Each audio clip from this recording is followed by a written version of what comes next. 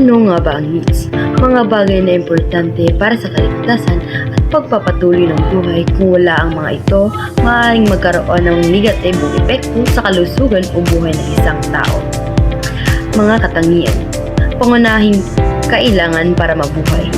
Universal na karaniwang kailangan ng lahat. Limitadong may hangganan ang dami ng kailangan. Mga halimbawa, pagkain, bigas, gulay, prutas at karne. Inuming tubig para sa dehydration. Tahanan, tirahan para sa proteksyon mula sa panahon. Damit, kasuotan para sa proteksyon mula sa init o lamig. At panghuli, medisina, lunas sa sakit at pangangalaga ng kalusugan.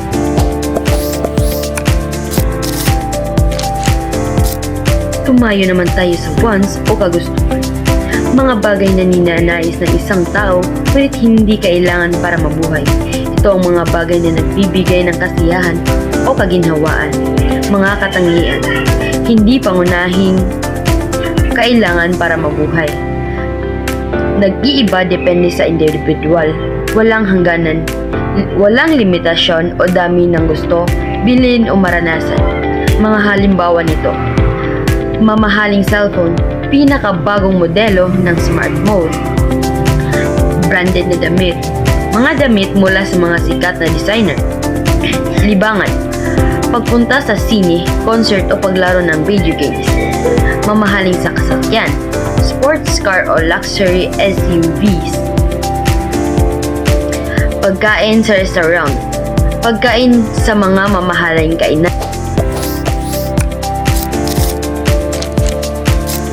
Needs ay pangunahing pangangailangan na kailangan upang mapanatili ang kaligtasan at buhay, tulad ng pagkain, tubig, tahanan at gamot.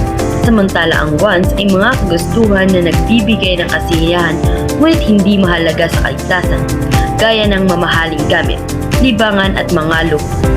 Sa konteksto ng Pilipinas, mahalaga ang wastong pagtukoy sa pagkakaiba ng dalawa upang magamit ng maayos ang limitadong resources at matugunan ang tunay na pangangailangan bago ang mga kagustuhan. Sa ganitong paraan, mas mapapanatili ang balansing pamumuhay at mapapabuti ang kalidad ng buhay, lalo na sa pamilyang may limitadong